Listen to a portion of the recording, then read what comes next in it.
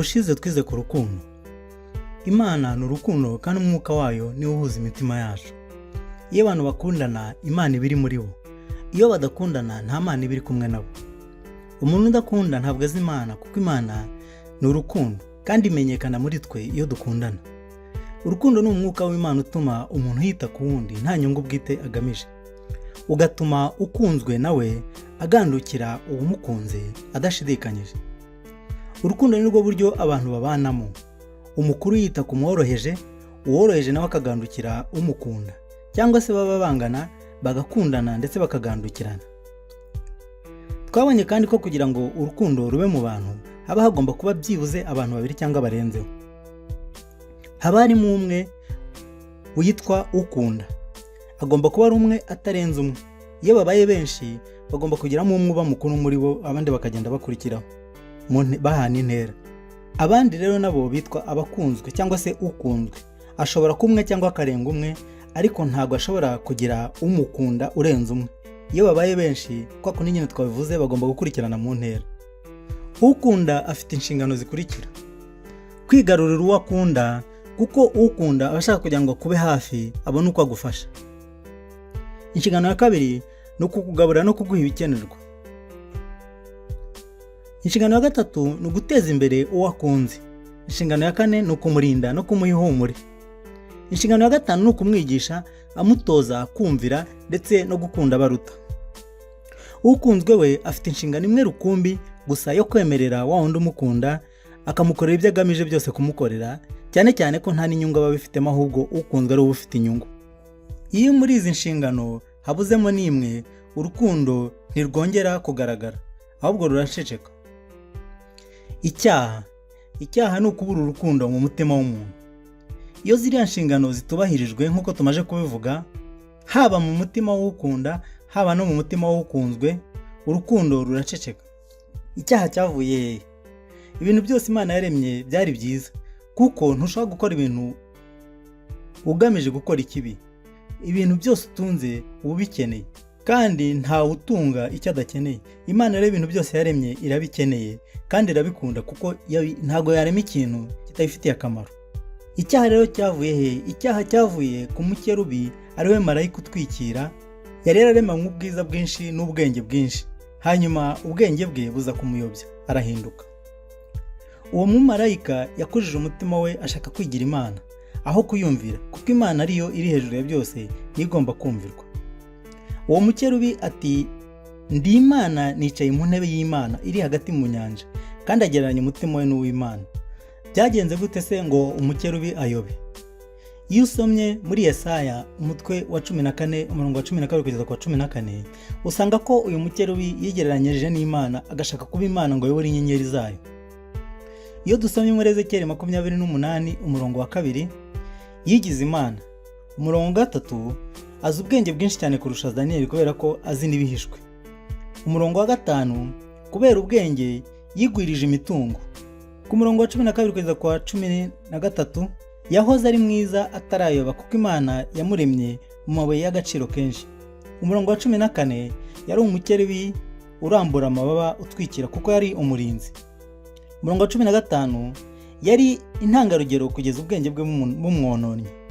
Umurongo wa 16, kubera ubwenge bwinshi n'ubucuruzi bwe byatumye yangirika umutima we.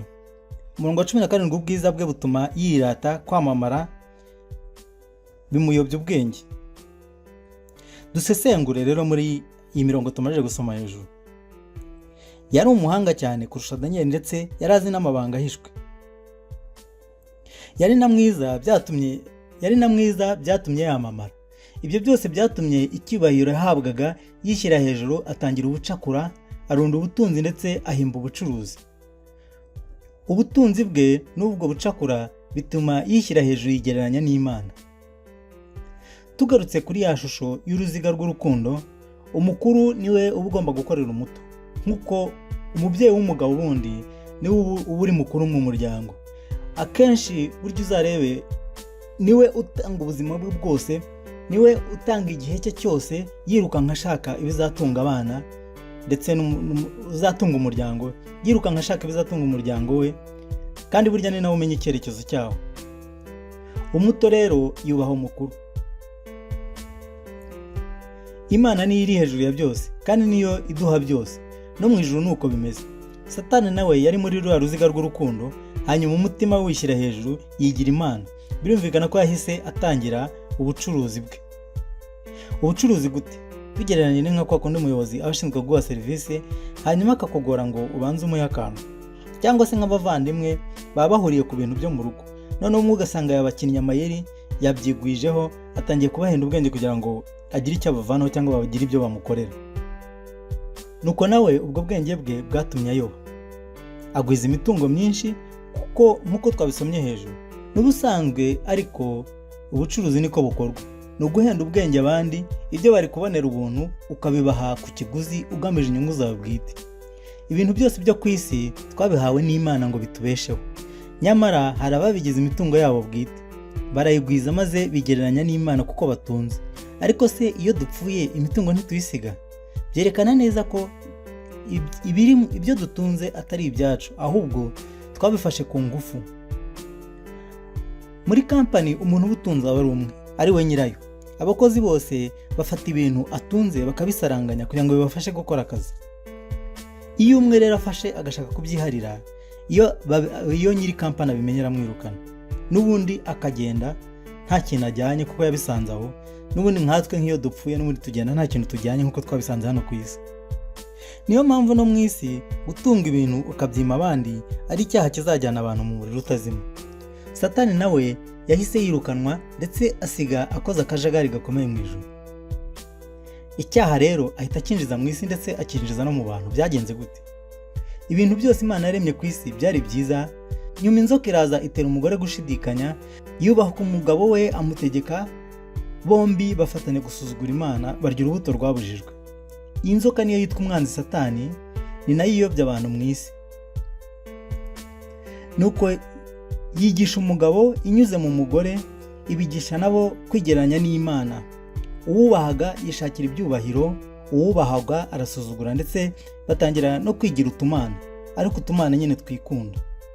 Rwa ruziga rw'urukundo bararucurika, aho kuba umukuru ari we wita ku muto, umukuru akoresha umuto akadamarara yigira akamana kikunda, umuto agapfa rubi. Niyo mpamvu ku isi abantu bikuza bakigira utumana twikunda, bagategeka abo baruta kubitaho kandi nta bushobozi bafite, ahubwo bakabambura n'ibyo batunze ku mugaragaro cyangwa se mu bucakura bw'ubucuruzi. Abo kandi kuri iyi si nibo twubashye cyane.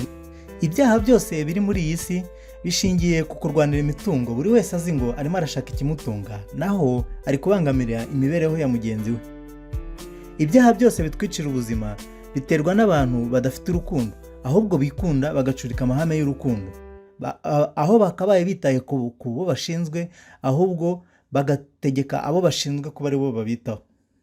Ibi bizanwa n'uko umuntu yajugunywe n'abakagombye kumwitaho, ahubwo bakamukoresha kugira ngo bizanire inyungu.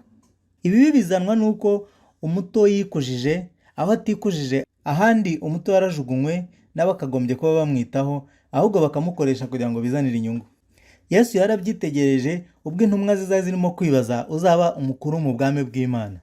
Arangije ati, abahawe gutegeka iyi si bayitegeka uko bishakiye ndetse ku gahato, ariko mwe ushaka kuba mukuru akorera abato, ushaka kuzakuzwa abe umugaragu w'abandi. Kuri rwa ruziga rw'urukundo niko biri. Ukunda niwe ukorera ukunzwe. Umubyeyi niwe uba uri mukuru mu muryango, kandi niwe utanga ubuzima bwe bwose kugira ngo akorere urugo rwe. Na Yesu ubwe niko yaje kudukorera no kudupfira kugeza aho atanga ubugingo bwe, kugira ngo yuzuze amahame y'urukundo, asane, adutoze, aduhe urugero nk'uko twagombaga kubaho. Kandi koko niko byagenze, kuko intumwa niko yazisize. Intumwa zafashe abantu bose yazisigiye, zibashyira ahantu hamwe, buri wese azana ibintu bye, babishyira hamwe ndetse barabisangira, ku buryo nta n'umwe watungaga ikintu, nta n'uwakenaga muri bose. Ni koko abami bayoboye isi ndetse n'abatunzi bayo batwaza aboroheje igitugu ku nyungu bwite, aho kubitaho bikorwa hagamije kwita ku nyungu bwite, kubera ko abantu babaye utumana twikunda nk'uko Satani yabatoje, kuko nawe niko yahindutse. Niyo mpamvu isi idashimisha Imana, kandi umuntu ukunda isi aba ahindutse umwanzi w'Imana. Niyo mpamvu umuntu uzi ko ari mwiza cyangwa ari umunyabwenge cyangwa se ari umukire yigira umunyabwenge akishakira ubundi buryo bwo kubaho, agahenda abandi ubwenge, noneho yamara gukungahara agahita agera ikirenge mu cya Satani cyo kumva nta wamuvugiramo, akumva abantu bose bagomba kumuyoboka ndetse agasigara yumva Imana nta kimubwiye ahubwo ayiruta cyangwa se itabaho. Niyo mpamvu Yesu yavuze ko abatunzi b'isi bizabarushya kujya mu bwami bw'ijuru. Niyo mpamvu Yesu yaje gucungura abapfukiranwe, abakene, imfubyi ndetse n'abarengana. Niyo mpamvu ijuru ryahawe abakene ndetse n'abakunda abakene. Niyo mpamvu abakene ari bo barazwe kwizera Imana, kuko bo nta kwikunda bagira muri bo, nta mitungo bagira, bo babayeho bashimira Imana ifunguro rya buri munsi. Niyo mpamvu Yesu yavuze ngo ushaka kuba intumwa nyayo nabanze yiyanga ubwe, kubera ko iyo wiyanze nta kwikunda kukubamo ahubwo uriyanga ugakunda abandi. Niyo mpamvu itegeko rikomeye riruta ayandi ari ugukunda abandi nk'uko twikunda, kuko Imana ibizi neza ko kwikunda byatumaza imitima. Niyo mpamvu kandi itegeko ry'urukundo ari itegeko rikomeye kurusha ayandi yose, kandi ayo yose ari ryo ashingiyeho. Niyo mpamvu umuntu nyamuntu yaremanywe umutima ukunda wita ku bandi, ari umuntu ufite ubumuntu. Ubumuntu nibwo Yesu azaza ashaka mu bantu, kuko niko yaturemye, nyuma tukaza kubutakaza. Niba ushaka kubyumva neza, soma kano gatabo Ubumuntu ubisobanukirwe. Ati uzaba yaragaburiye abashonje, yarahaye amazi yo kunywa abafite inyota, yararwaje abarwayi, yarakiriye abanyamahanga, yarambitse abambaye ubusa, yarasuye imfungwa ndetse n'abarwayi, niwe uzajya mu bwami bw'ijuru. Kuko na Yesu ubwe izo nshingano nizo zamuzanye aje kubagezaho inkuru nziza. Abenshi mu banyamadini ibanga ryarabihishe, kuko nabo bakurikiye politike yo muri iyi si yo gutungwa n'intama.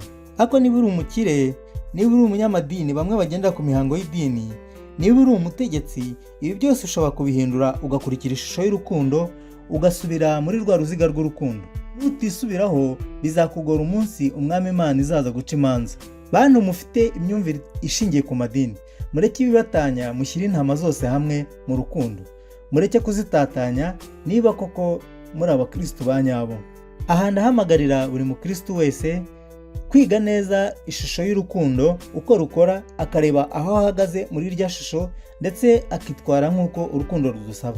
Bitabaye ibyo urubanza ruzabatsinda, kandi ruzabatsindana n'ab'isi. Hari ubutumwa mperutse koherereza abantu bwerekeye abakristo bemereye Imana ko bagiye gukora mu ruzabibu, barangiza ntibagende. Niba utarabubonye, jya kuri iyi website ikurikira, cyangwa se ndabushyira hano muri video description, ubukurikire ugende ubusome kandi nawe ubusangiza abandi.